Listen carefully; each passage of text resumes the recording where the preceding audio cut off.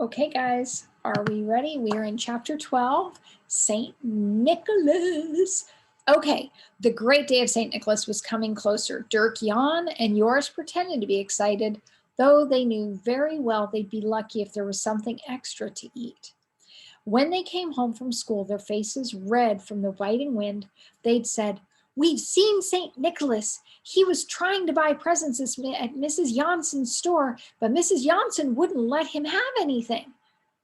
"He doesn't have to buy," said Betsy. "He brings everything with him from Spain." Maybe they're short there too," teased Dirk Jan. "In Spain?" snorted Betsy. "No fear."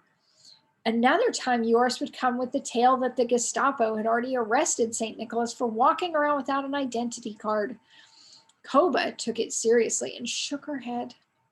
But little Betsy put her finger on the weak spot. "He doesn't need an identity card. Everyone knows him," she crowed. "You're just fooling." All the same, the little girls enjoyed the teasing. It made everything seem more magical, even if it wasn't true. Anywhere you looked, those early December days, you might see St. Nicholas coming towards you on his splendid white horse, the red of his coat contrasting with the white frosty trees, his mitre with its gold cross glittering in the twilight. Beside him, he would have his black Moorish servant in a gorgeous red velvet suit. The two of them might be peeping through a gap in the curtain when the girls lay in bed at night, or perhaps they would peep down from the hole in the mill's thatch, to see if Koba and Betsy were being good. So Koba and Betsy were very good.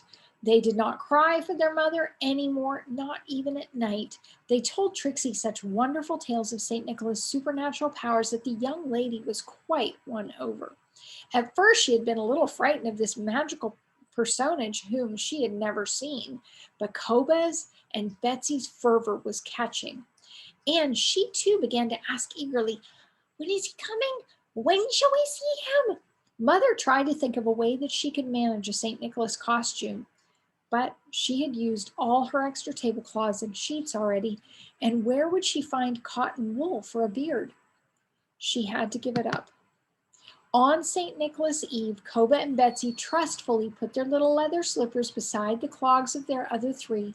Dirk, Jan, and Joris only put out theirs at the command of Koba and Betsy, who had detected a lack of trust in their attitude. Mother had managed the impossible.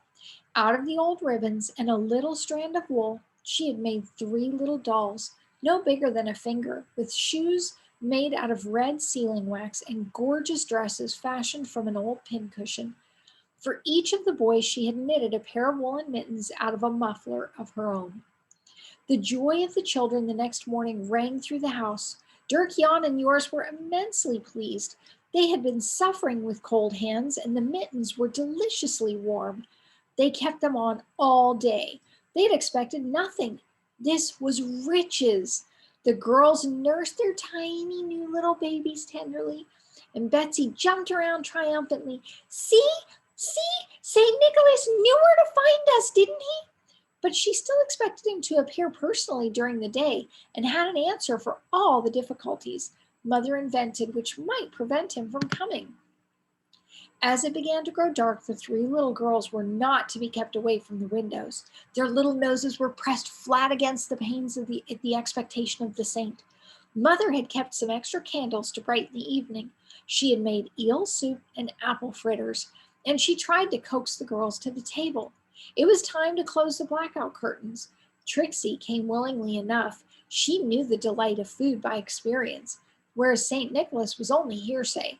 But Koba and Betsy set up heart-rending protests. "Oh, he'll be coming soon now. Look, there's a moon in the sky."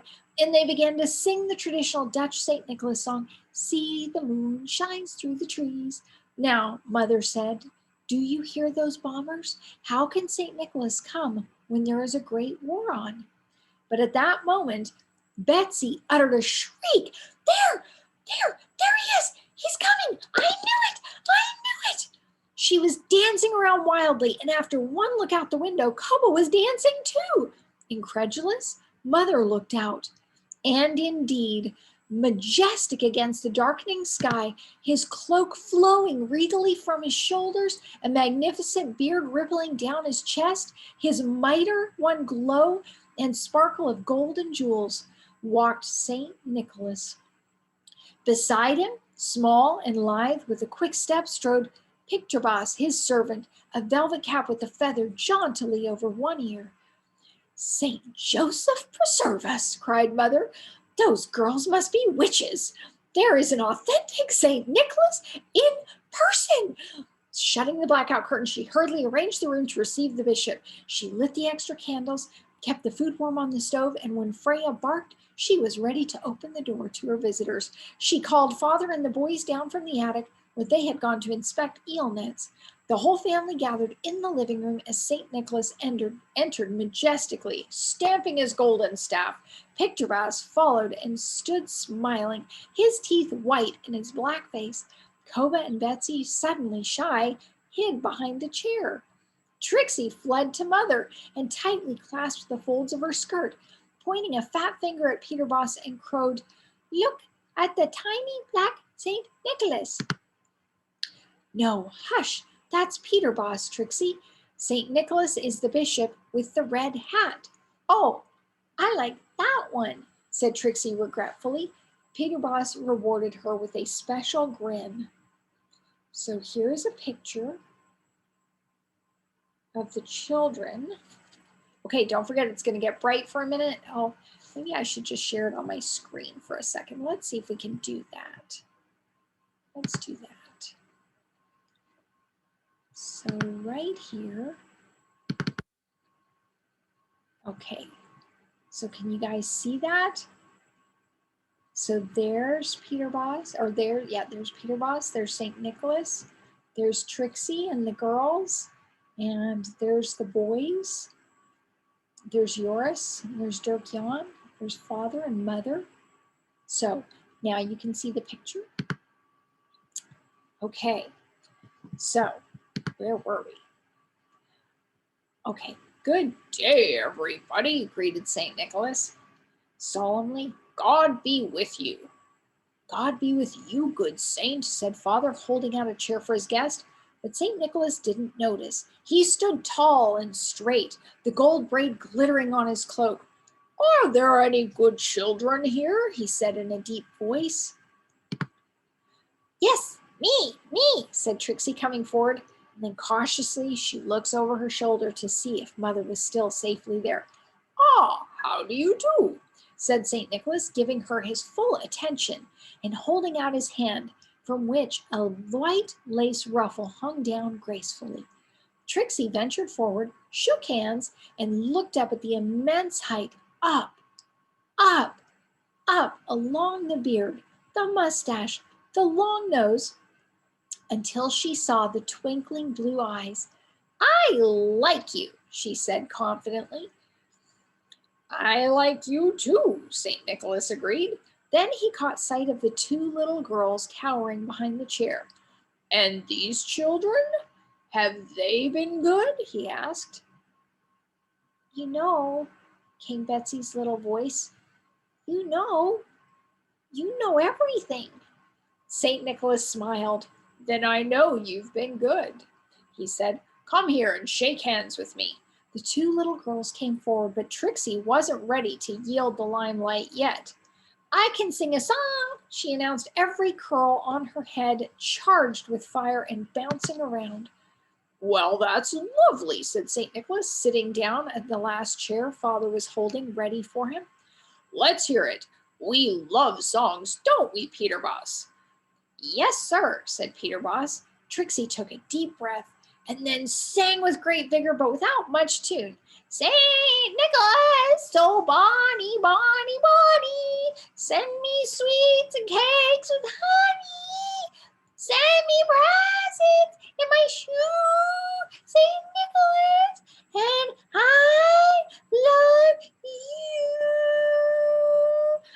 Oh, "That's fine," said St. Nicholas. "You're a good little singer." "I know," admitted Trixie modestly.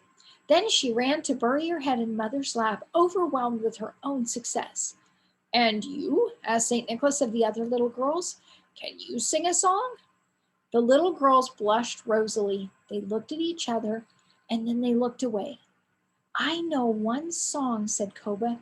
Betsy knows it too. Yes, said Betsy, looking solemn. It's Father's song, said Koba. Yes, nodded Betsy. He sings it to us softly every night. No one may hear it, Koba explained.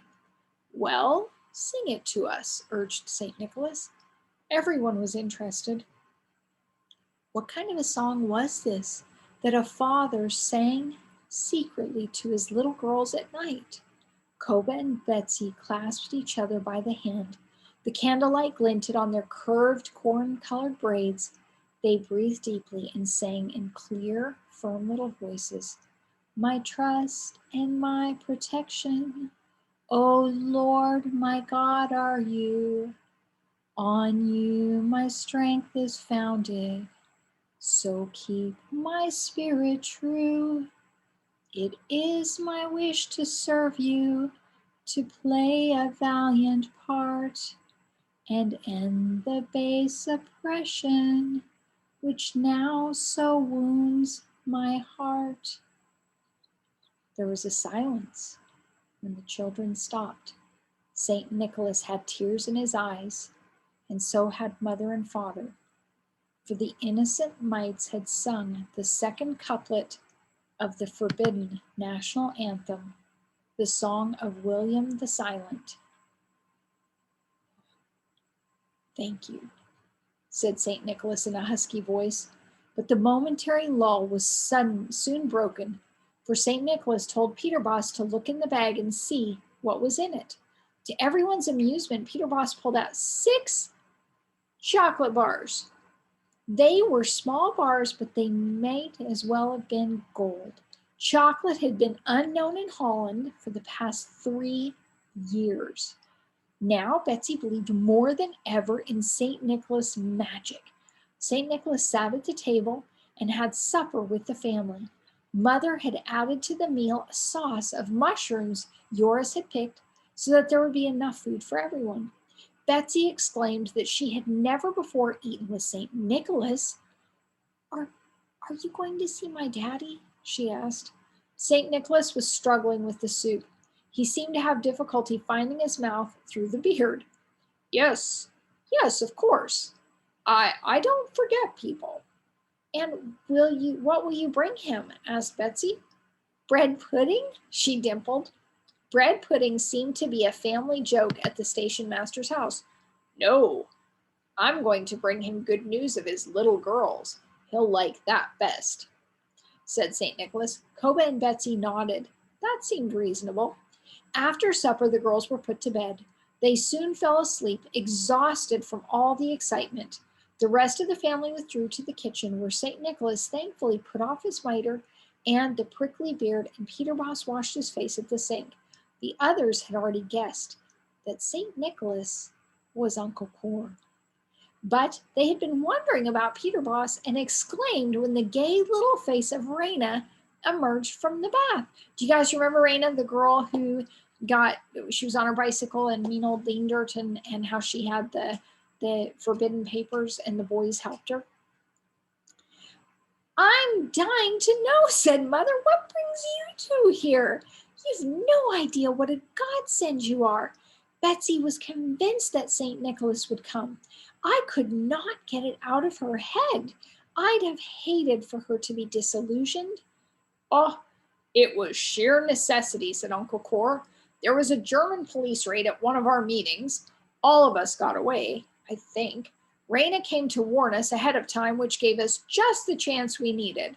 He gave Raina an approving nod, and she blushed. We had to escape through a window on the roof, and as we were surrounded, Raina and I crawled through the window into the attic next door. There was a St. Nicholas party going on downstairs. We explained what had happened. They were real patriots. They let us put on the costumes. The lady of the house blackened Raina with shoe polish, and we calmly left through the door into the streets. The German soldiers laughed and let us through. Everywhere we were cheered. There aren't as many St. Nicholas figures around now, With so many people in hiding, though it's a perfect disguise, we even got a lift out of the city on a German soldier's lorry.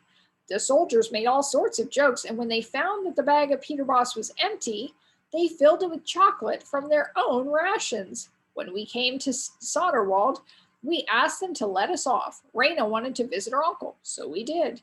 He was startled out of his wits, didn't expect to see St. Nicholas, and then we came on here. I told Raina that this would be the real thing, that you had 3 little girls with you. Oh, they are ducks, said Raina. The way they looked at you, St. Nicholas, with those big eyes so full of faith. Yes, said Uncle Cor. When I saw those trusting, reverent eyes raised to me, I felt quite unworthy. It must be hard for God to refuse the prayer of little children. What are your plans now, Cor? Asked Mother. Will you stay here for a while? Uncle Cor gave a short laugh. I'll have to, he said. It's risking my life to show my nose at Leyden at the present, but the work has to go on. I'm wondering if Dirk Jan could go to Leyden to deliver a message for me tomorrow. Certainly, said Father. Dirk Jan is old enough, and he has a lot of sense. He can do that for you. Dirk Jan flushed with pleasure, but Mother looked worried. Still, if Dirk Jan could help her brother. You see, my regular little courier will have to lie low for a bit too, said Uncle Cor, looking at Raina. She'll stay at her uncle's until the trouble in Leyden is blown over. We're keeping the Germans so busy, they can't concentrate too long on the same thing. You must come visit us often, said Mother, with a warm look at Raina. She loved Raina for having warned her brother in time.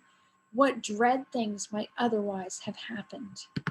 Okay, that is the end of chapter 12, St. Nicholas. I hope you guys enjoyed it, and I love you, and I will see you next time.